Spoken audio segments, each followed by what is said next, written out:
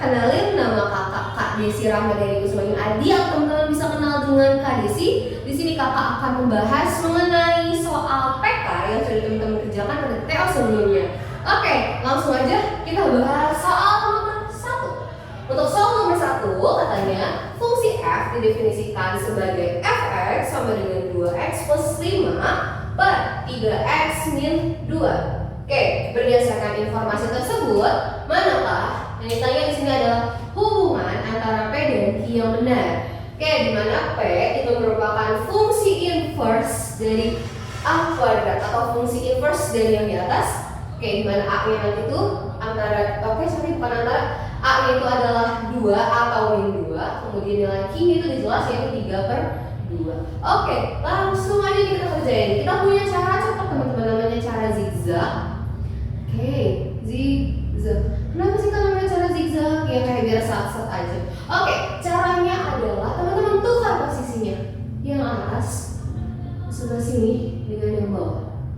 Kemudian teman-teman kali dengan min. Oke, kalau di kayak gini aja mungkin tidak terlihat, langsung aja kita tulis. Oke, fx sama dengan 2x plus 5 per 3x min 2. Oke, katanya tinggal ditukar. Yang sebelah mana yang ditukar? Ya, yang sebelah sini. Nah, ini kita tukar, kemudian jangan lupa dikali dengan min. Oke, kita tulis f inverse x sama dengan. Oke, yang pertama kan untuk posisi depannya yang sebelah bawah ini. Min 2 dikalikan dengan negatif lagi, hasilnya akan positif. Yes, jadinya kita tulis 2x plus 5 per, oke, positif dikalikan dengan min, hasilnya negatif. Oke, 3x min.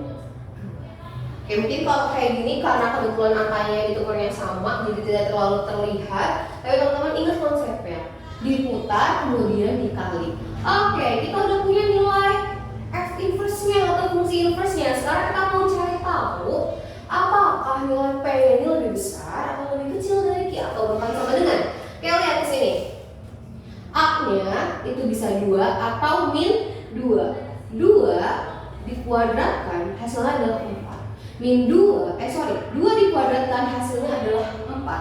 Min 2 juga kalau dikuadratkan hasilnya adalah 4 juga. Jadi kita hanya perlu menghitung salah satunya aja. Jadi f inverse a kuadrat sama dengan 2. Oke, A-nya langsung dikuadratin lagi kan, 2 dikuadratkan adalah 4. Jadi langsung 2 dikali 4 ditambah 5 per 3 dikali 4 dikurang 2. Oke, sekarang kita tulis sama dengan di sampingnya. 2 dikali 4 adalah 8. Kemudian 3 dikali 4 adalah 12. Kemudian dilihat, 3 ditambah 5 berapa? Yes, 13. Kemudian dilihat lagi, 12 dikurang 2 adalah 10. Oke, karena bawahnya udah 0 ya, kita coba bikin desimal. Hasilnya yaitu 1,3. Ini adalah nilai P. Oke, ini nilai. Kita tulis aja di sebelah sini. Kita hapus ya. Karena kita udah cari tahu atau kita udah mendapatkan nilai P-nya. P-nya adalah 1,3. Sekarang 3 dibagi 2 ini kan 3/2, artinya sama aja kayak 3 dibagi 2. Hasilnya yaitu 1,5.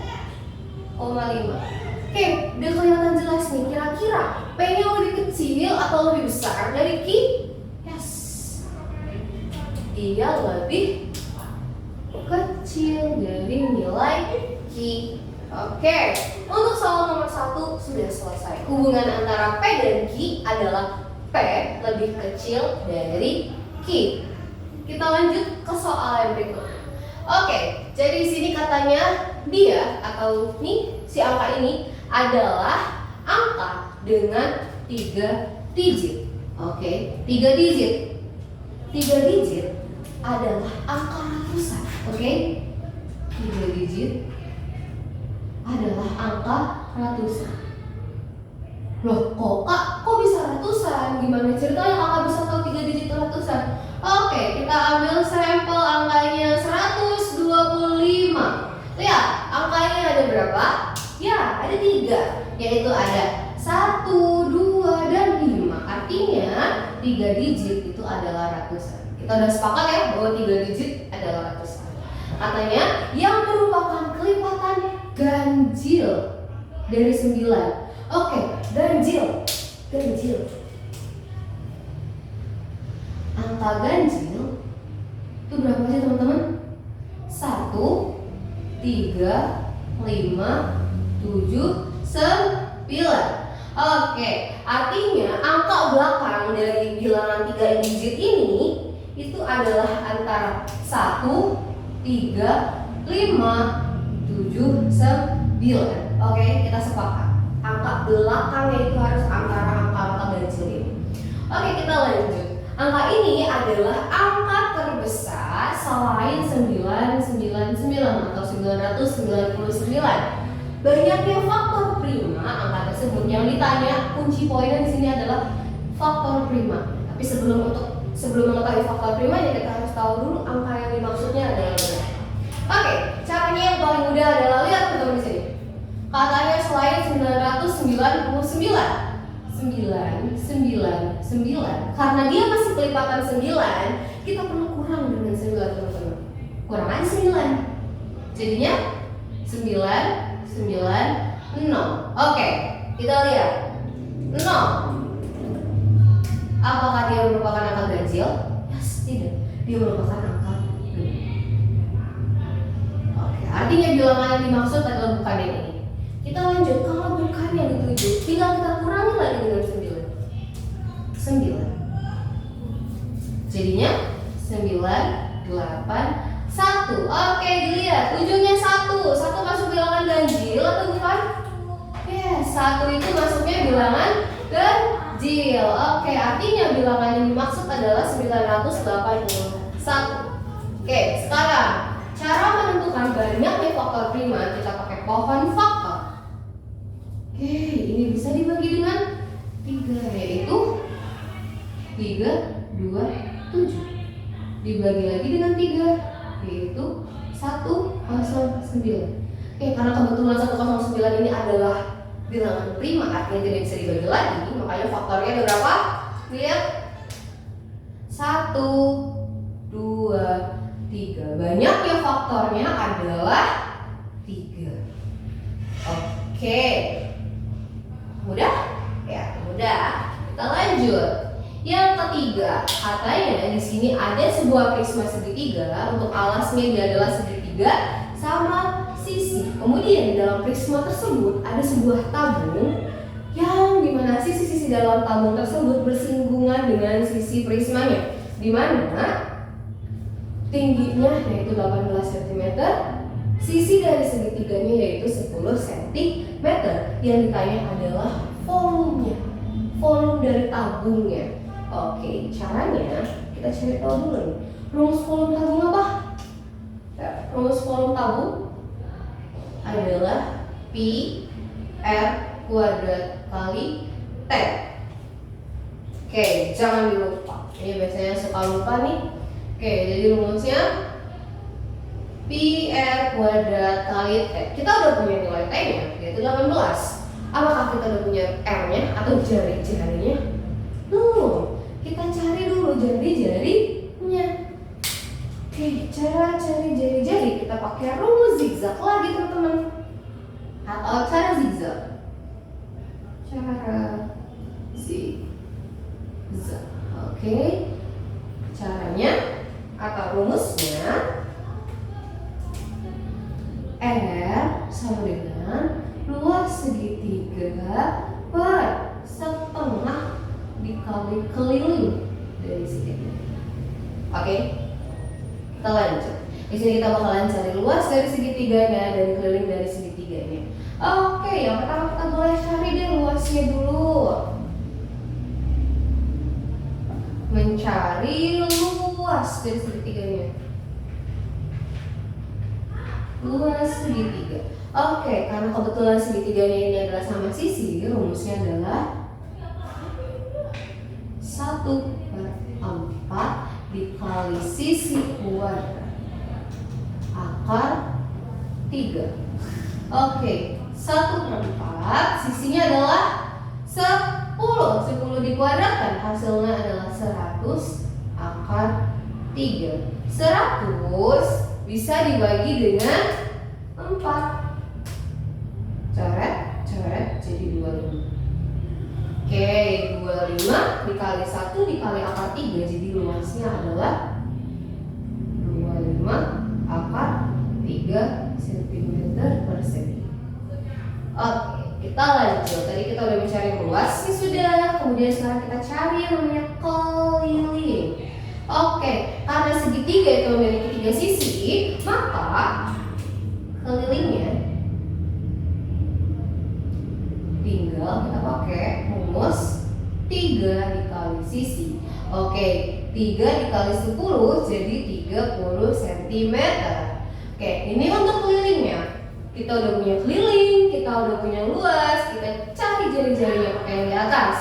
Oke, luasnya adalah 25 akar 3 per setengah dikali 30. Coret ya, hasilnya 15. Jadi kalau ditulis 25 akar 3 per 15. Oke, karena sama-sama bisa dibagi 5, makanya kita sederhanain aja menjadi 5 akar 3 per 3. Oke, ini kita udah ketemu jari-jarinya. Terakhir banget, janji terakhir banget. Kita bakalan cari volumenya. Volume tabung. Kita tulis rumusnya yang tadi. V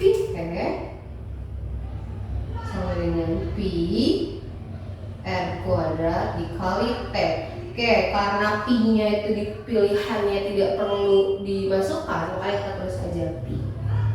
R-nya yaitu yang tadi 5/3 akar 3. Ya, karena kuadrat kita tulis aja 2 kali. 5/3 akar 3 dikalikan dengan tingginya yaitu 18. Oke, 18 bisa dibagi 3 berapa? 6. Oke, akar 3 kali akar 3 jadinya 3 dibagi 3 habis. Jadi tinggal 5. Oke, tinggal 5 kali 5 kali 6, yaitu hasilnya 150. Lanjut ke soal yang berikutnya. Yang berikutnya, untuk soal nomor 4 ada kayak gini katanya. Diketahui A kali B adalah atau sama dengan 561. Jika A dan B adalah bilangan asli. Di sini ada pertanyaan ya. Ada pertanyaannya adalah apakah A plus B habis dibagi 5? Oke, disajikan 2 pernyataan, teman-teman harus pilih kira-kira dari 2 pernyataan ini ada nggak sih yang bisa jawab pertanyaan. Oke, jangan sampai kebalik pernyataan dengan pertanyaan. Oke, kita bahas dari yang pernyataan nomor 1. Katanya A plus B adalah bilangan 2 digit. 2 digit, kalau tadi 3 digit adalah ratusan, 2 digit artinya puluhan. Oke, untuk mengetahui apakah atau berapa nilai A dan B-nya, teman-teman harus tahu dulu faktor dari 561. Kebetulan di sini faktor dari 561 itu dia adalah 3, 11 dan 17. Oke, di sini dia dimintanya 2 digit ya.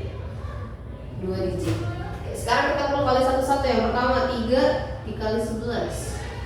3 dikali 11 adalah 33. Oke, ditambah 3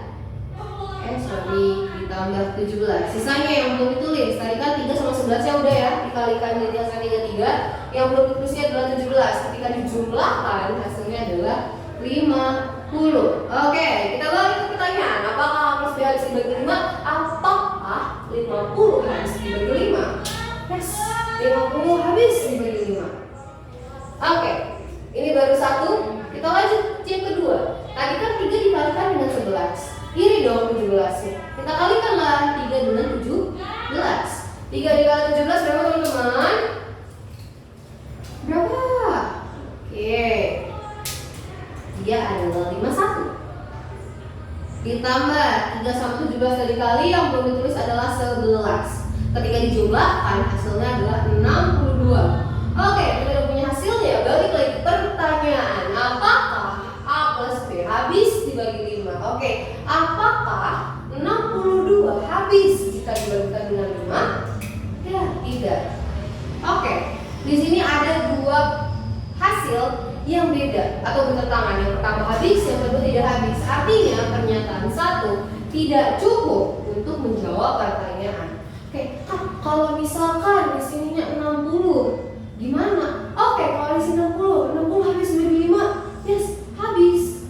Oke, kalau dua-duanya habis, artinya pernyataan satu cukup. Ingat itu ya. Tapi karena di sini kasusnya beda, kita dapatnya 62. Makanya dia tidak habis. Oke, kita lanjut ke pernyataan 2. Katanya A itu lebih besar dari B. Kita lihat yang sebelah sini. Apakah 33 itu lebih besar dari 17? Ya, 33 lebih besar dari 17. Makanya kemungkinan yang pertama juga sama. 33 ditambah 17 hasilnya 50. Jawabannya gimana? Habis? Habis kalau yang ini. Kita lanjut. Ingat A lebih besar dari B. Apakah 51 lebih besar dari 11? Iya dong, lebih besar, jelas. Oke, tulis 51 ditambah 11 hasilnya 62. Lihat apakah ini habis dibagi 5? Tidak. Nah, artinya kedua pernyataan tersebut tidak cukup untuk menjawab pertanyaannya. Oke, dua-duanya tidak cukup. Kita lanjut ke soal nomor 5. Berapakah luas A, B, C? Itu adalah pertanyaan. Disajikan lagi dua pernyataan, teman-teman cari mana yang bisa menjawab pertanyaan. Oke, katanya AB itu sama dengan AC. Oke, teman-teman lihat. AB itu sama AC. Iya, sama ya? Ya kalau kayak gini segitiganya segi apa? Sama? Oke. Sama. Teman-teman wajib ingat segitiganya sama kaki. Sekarang kita lihat pernyataan 1. Katanya BC-nya adalah 10.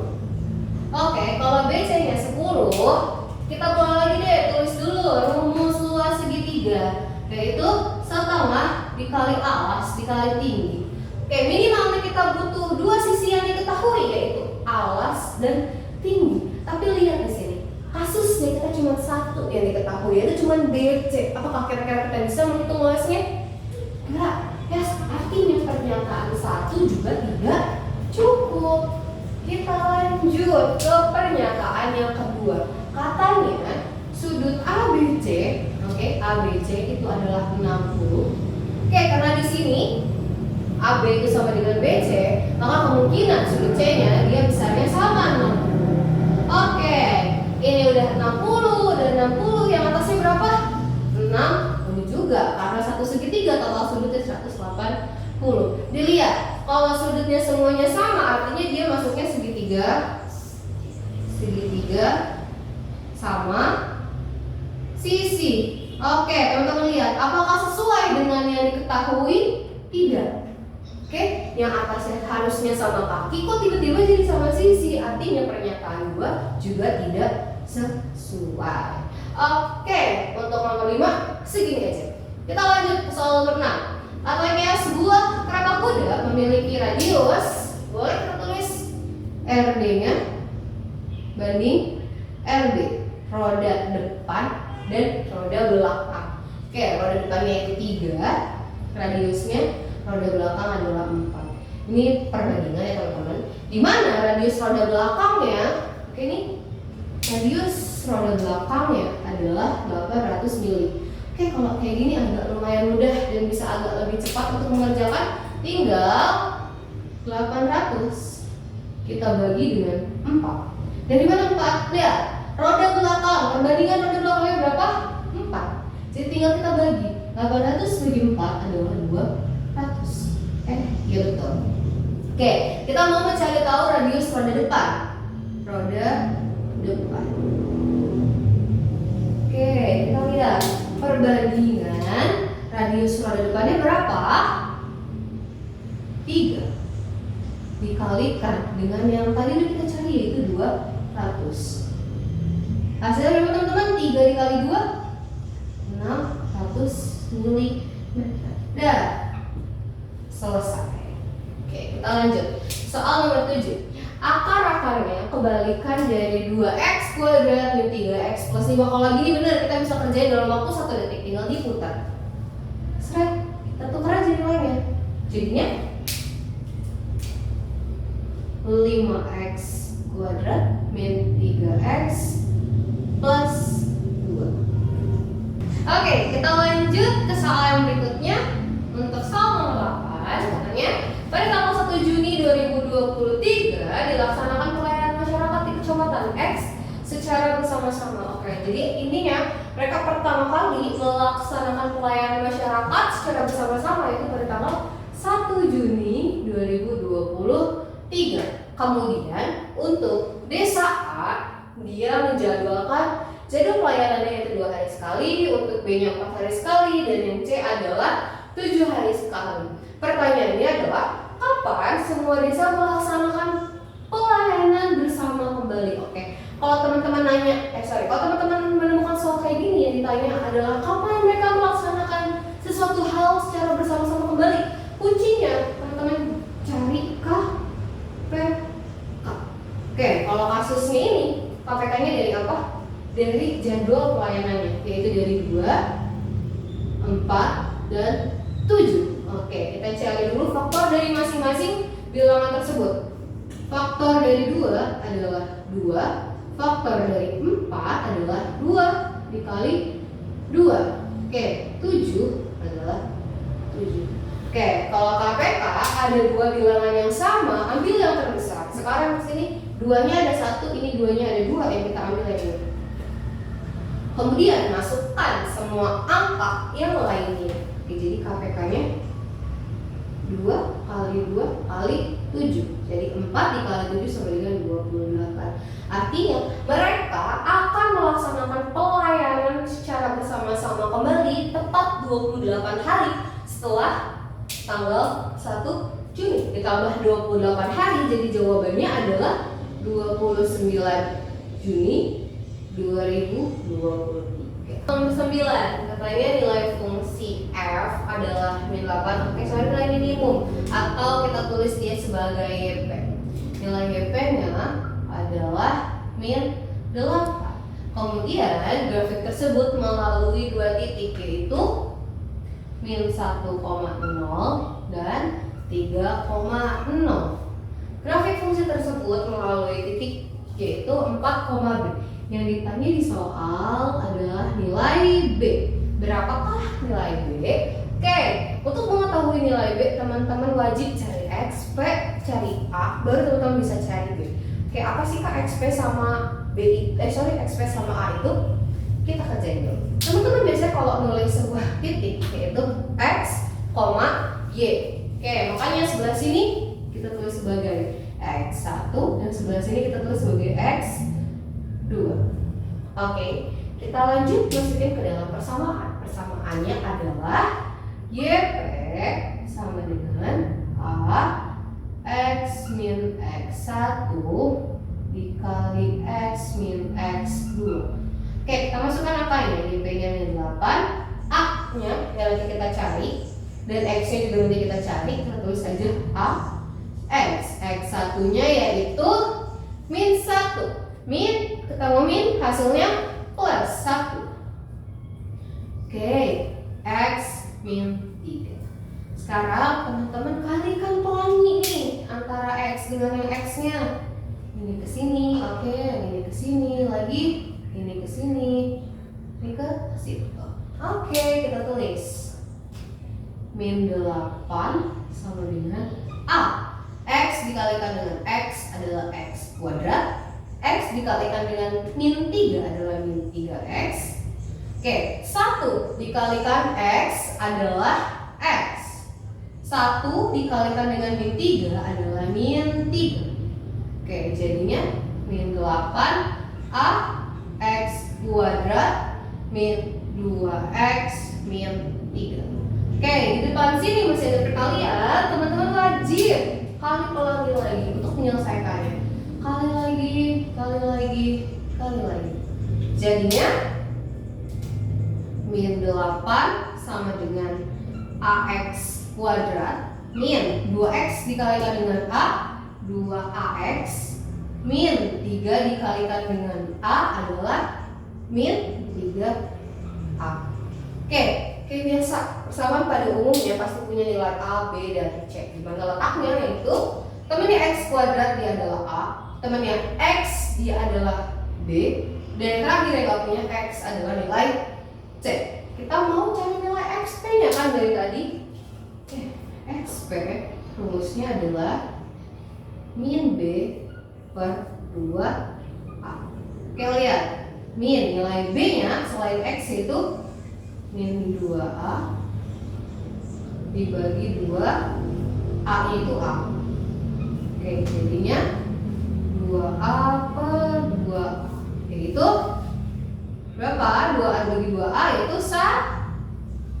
Kita udah punya nilai XP nya. Sekarang kita mau cari nilai A. Oke, kita balik lagi ke persamaan yang atas, yaitu min 8 sama dengan A X plus 1 X min 3. Kita masukkan nilai X nya adalah 1. Min 8 sama dengan A 1 ditambah 1 dikali 1 dikurang 3. Oke, min 8 A dikali 1 tambah 1 2. 1 min 3 adalah min 2. Oke, 2 dikalikan dengan min 2 adalah min 4. Kalikan A, ini min 8. Sama-sama ada min, coret-coret. Dan A nya adalah 8 dibagi 4. Jadi 2. Oke, kita udah ketemu nilai X, kita udah ketemu nilai A. Part terakhir yang perlu kita cari adalah nilai B. Oke, balik lagi ke yang aku bilang sebelumnya. Teman-teman kalau menuliskan titik itu pastinya X, Y. Oke, jadi kalau misalkan ada titik yaitu 4, B, 4-nya itu dia sebagai X. Oke, 4-nya itu X dan B-nya itu adalah nilai Y. Makanya bisa dibilang Y itu sama dengan B. Oke, kita masukin ke persamaan ini sekarang. Oke, kita tulis dulu Y, gak usah pakai P lagi ya. A X min X1 X min X2. Y-nya yang kita cari atau bisa kita ganti lambangnya menjadi B. A-nya tadi kita udah dapat berapa? 2.